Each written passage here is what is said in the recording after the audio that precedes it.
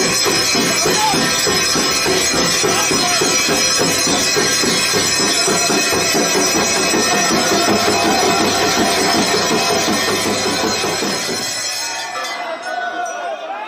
Friends, स्वागत है आपका आज के वीडियो में। आज के वीडियो में हम 12 ज्योतिर्लिंगों के दर्शन करेंगे। हम जानेंगे कि ये 12 ज्योतिर्लिंग भारत में किस किस जगह पर स्थित हैं और साथ ही साथ हम इन ज्योतिर्लिंगों से जुड़ी पौराणिक कथाओं के बारे में भी जानेंगे। और वीडियो के एंड में हम कुछ आरतियां भी देखेंगे जो कि इन ज्योतिर्लिंगों पे होती हैं, जैसे कि बाबा महाकाल की भस्म आरती। और वीडियो स्टार्ट करने से पहले मैं आपसे कहना चाहूँगा कि अगर आपने अभी तक इस चैनल को सब्सक्राइब नहीं किया है तो प्लीज़ इसे सब्सक्राइब भी करें। चलिए स्टार्ट करते हैं अपने आज के वीडियो से। सोमनाथ ज्योतिर्लिंग, गुजरात। सोमनाथ ज्योतिर्लिंग 12 ज्योतिर्लिंगों में से पहला ज्योतिर्लिंग है और ये गुजरात के सौराष्ट्र में स्थित है। इस ज्योतिर्लिंग का संबंध स्वयं चंद्रदेव से है, तभी इसका नाम सोमनाथ है। इसके पीछे की पौराणिक कथा कुछ इस तरह से है। चंद्रदेव की शादी दक्ष की 27 बेटियों के साथ हुई थी। इन 27 रानियों में से चंद्रदेव रोहिणी नामक रानी का ज्यादा ध्यान रखते थे और बाकी रानियों पे ध्यान नहीं देते थे। इस पर क्रोधित होकर के दक्ष ने चंद्रदेव को श्राप दिया कि चंद्रदेव की रोशनी का तेज कम होता जाएगा। इस श्राप से बचने के लिए चंद्रदेव ने भगवान शिव की आराधना करी और इस पर प्रसन्न होकर के भगवान शिव ने चंद्रदेव को इस श्राप से मुक्त किया। पौराणिक कथाओं के अनुसार माना जाता है कि चंद्रदेव ने ये मंदिर सोने का बनवाया था। उसके बाद रावण ने इस मंदिर को चांदी का बनवाया और फिर श्री कृष्ण ने इस मंदिर को चंदन का बनवाया। इतिहास के अनुसार माना जाता है कि अलग अलग युद्धों की वजह से सोमनाथ मंदिर 17 बार टूटा है और इसका पुनर्निर्माण हुआ है। आज जो हम सोमनाथ मंदिर देख रहे हैं उसका निर्माण श्री वल्लभ भाई पटेल ने करवाया था। और ये हैं सोमनाथ ज्योतिर्लिंग के आरती के दर्शन।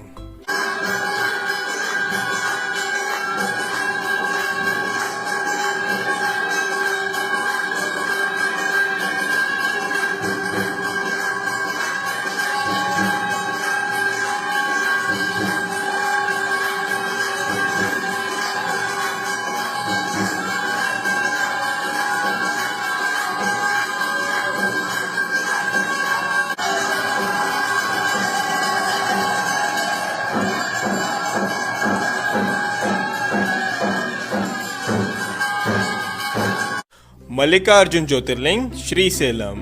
मल्लिकार्जुन ज्योतिर्लिंग आंध्र प्रदेश में श्रीशैलम नाम की जगह में कृष्णा नदी के तट पर स्थित है। इसकी पौराणिक कथा कुछ इस तरह है। जब भगवान गणेश और भगवान कार्तिकेय की शादी की बात चल रही थी तब प्रश्न ये उठा कि किसकी शादी पहले होगी। इसका निर्णय करने के लिए भगवान शिव ने दोनों को विश्व का चक्कर लगा करके आने को कहा। इस पर भगवान कार्तिकेय अपना वाहन लेकर के निकल गए, लेकिन गणेश जी ने चतुराई दिखाई और भगवान शिव और पार्वती के ही 7 चक्कर लगा लिए।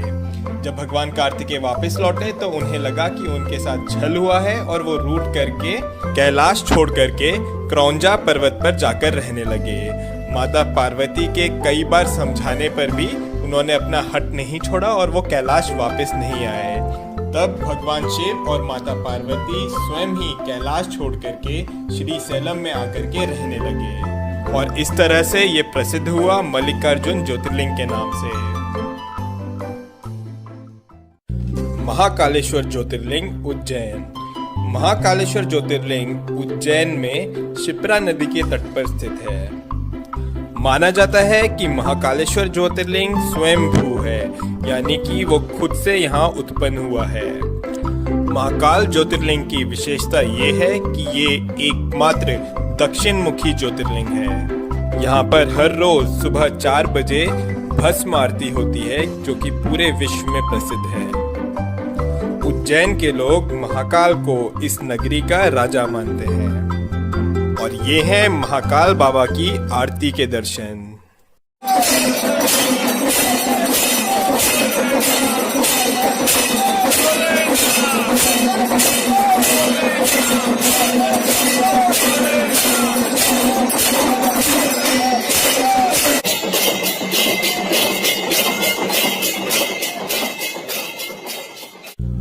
ओमकारेश्वर ज्योतिर्लिंग मध्य प्रदेश। मध्य प्रदेश में महाकाल बाबा के अलावा ओमकारेश्वर ज्योतिर्लिंग भी है।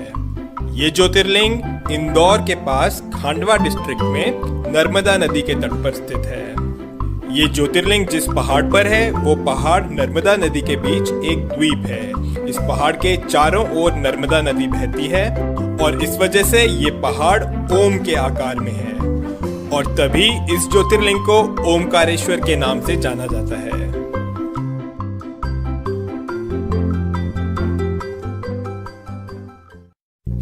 बैद्यनाथ ज्योतिर्लिंग देवगढ़ झारखंड। झारखंड के देवगढ़ डिस्ट्रिक्ट में बाबा बैद्यनाथ धाम है। पूरे भारत में यही सिर्फ एक ऐसा मंदिर है जहां पर ज्योतिर्लिंग और शक्तिपीठ दोनों एक साथ है। बाबा बैद्यनाथ को लेकर के कई सारी पौराणिक कथाएं हैं और उनमें एक कथा ये भी है कि यही वो जगह है जहां पर रावण ने भगवान शिव को प्रसन्न करने के लिए अपने 10 सिरों का बलिदान दिया था। भगवान शंकर ने प्रसन्न होकर के रावण को दर्शन दिए और रावण का इलाज किया। तभी इस धाम को वैद्यनाथ के नाम से जाना जाता है क्योंकि भगवान शंकर ने वैद्य की तरह रावण को ठीक किया। भीमाशंकर ज्योतिर्लिंग महाराष्ट्र। भीमाशंकर ज्योतिर्लिंग महाराष्ट्र में पुणे के पास सह्याद्री हिल्स पर है। यहाँ से भीमा नदी उत्पन्न होती है। इसकी पौराणिक कथा कुछ इस तरह से है।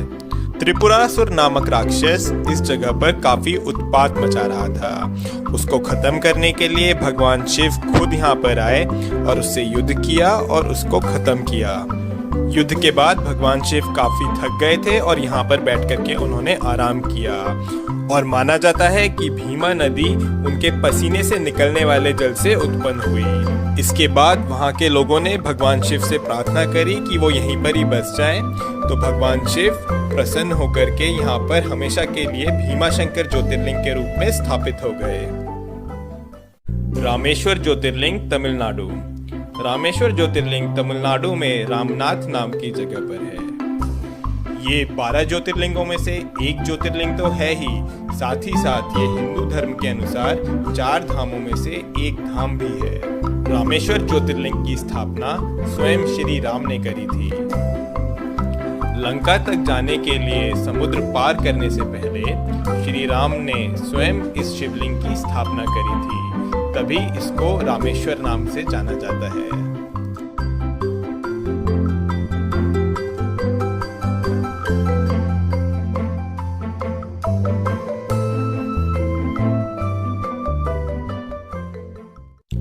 नागेश्वर ज्योतिर्लिंग गुजरात। गुजरात में सोमनाथ बाबा के अलावा नागेश्वर ज्योतिर्लिंग भी है। ये ज्योतिर्लिंग गुजरात में द्वारका के पास दारुकावना नामक जंगल में स्थित है। ये ज्योतिर्लिंग बाबा शंकर के नागों के रूप को दर्शाता है। शिव पुराण के अनुसार इसकी एक कथा भी है। माना जाता है कि यहाँ पर एक राक्षस का जोड़ा रहता था जिसका नाम था दारुका और दारुकी। दारुकी माता पार्वती की भक्त थी और उसे माता पार्वती से वरदान भी मिला हुआ था, लेकिन दारुका वो यहाँ पे काफी उत्पात मचाने लगा और यहाँ के लोगों को परेशान करने लगा। उसने सुप्रिया नामक एक शिव भक्त को कई अन्य लोगों के साथ बंदी बना लिया। इस पर सब लोगों ने शिव जाप शुरू कर दिया और तब शिव ने उनकी रक्षा के लिए यहाँ पर ज्योतिर्लिंग का रूप लिया। तब से यहाँ पर भगवान शिव नागेश्वर ज्योतिर्लिंग के रूप में विराजमान हैं। विश्वनाथ ज्योतिर्लिंग बनारस। उत्तर प्रदेश के बनारस शहर में विश्वनाथ ज्योतिर्लिंग है। बनारस, जिसे कि दुनिया की सबसे पुरानी नगरी भी माना जाता है, यहीं पर काशी विश्वनाथ जी का मंदिर है। काशी सभी धार्मिक स्थलों में सबसे ज्यादा महत्व रखता है। ये नगरी गंगा नदी के तट पर बसी हुई है। काशी विश्वनाथ जी के दर्शन आदि शंकराचार्य जी जैसे कई ऋषि मुनियों ने करे हुए हैं। इस स्थान के बारे में मान्यता है कि अगर प्रलय भी आएगी तो काशी विश्वनाथ बचा रहेगा। माना जाता है कि इसकी रक्षा के लिए शिव जी इसे अपने त्रिशूल पे उठा लेंगे और सब कुछ ठीक होने पर इसे पुनः इसके स्थान पर रख देंगे। जो मंदिर हम आज देख रहे हैं इसका निर्माण देवी अहिल्याबाई होलकर ने कराया था। और ये हैं काशी विश्वनाथ जी के आरती के दर्शन।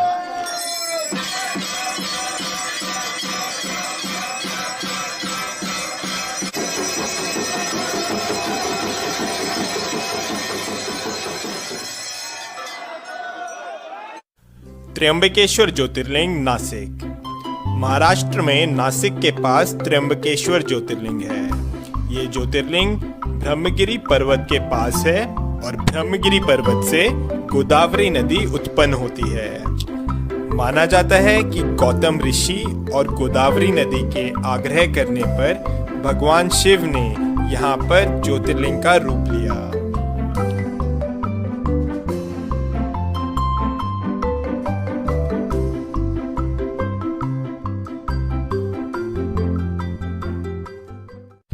केदारनाथ ज्योतिर्लिंग उत्तराखंड। उत्तराखंड में रुद्रप्रयाग जिले में केदारनाथ ज्योतिर्लिंग है। गौरीकुंड से आगे जाकर के मंदाकिनी नदी के तट पर बाबा केदारनाथ विराजमान है। इस मंदिर का निर्माण पांडवों ने करवाया था। महाभारत के युद्ध के पश्चात पांडव अपने भाइयों की हत्या के पाप से मुक्त होना चाहते थे, इसलिए वो भगवान शंकर के दर्शन चाहते थे। पर भगवान शिव उनसे रुष्ट थे, इसलिए उन्हें दर्शन नहीं देना चाह रहे थे और इसलिए भगवान शिव बैल का रूप धारण करके केदारनाथ पहुंच गए। लेकिन पांडव उनका पीछा करते करते केदारनाथ भी आ गए। तब भगवान शिव धरती में समाने लगे, लेकिन भीम ने बैल की पीठ पकड़ ली थी। तभी यहाँ पर केदारनाथ शिवलिंग बैल के पीठ के रूप में है। भगवान शिव ने पांडवों को दर्शन दिए और उन्हें पाप से मुक्त किया। पांडवों ने यहाँ पर फिर केदारनाथ मंदिर का निर्माण करवाया। ये मंदिर काफी पुराना है और माना जाता है कि करीब 400 साल तक ये मंदिर बर्फ के अंदर दबा हुआ था। कृष्णेश्वर ज्योतिर्लिंग महाराष्ट्र। महाराष्ट्र में औरंगाबाद के पास एलोरा केव्स हैं और इन्हीं एलोरा केव्स के पास में है कृष्णेश्वर ज्योतिर्लिंग। इस ज्योतिर्लिंग की मान्यता ये है कि यहाँ पर घुष्मा नाम की एक शिव भक्त थी। उसके पुत्र को उसकी ही बहन ने छल से मारा था। अपनी भक्त पर इस तरह के अन्याय को देख भगवान शिव यहाँ पर प्रकट हुए और घुष्मा को दर्शन दिए और इसके बाद भगवान शिव यहाँ पर ज्योतिर्लिंग के रूप में स्थापित हो गए। तो ये हैं हमारे 12 ज्योतिर्लिंग। सौराष्ट्र सोमनाथम च श्रीशैले मल्लिकार्जुनम, उज्जैन्याम महाकालम ओमकारम अमलेश्वरम, परल्याम वैद्यनाथम च डाकन्याम भीमशंकरम, सेतुबंदे तु रामेशम नागेशम दारुकावने, वाराणस्याम तु विश्वेशम त्र्यंबकम गौतमी तटे, हिमालय तु केदारम घुष्मेशम च शिवालय। ओम नमः शिवाय। और ये हैं कुछ वीडियोस जो यहाँ की आरतियों की हैं।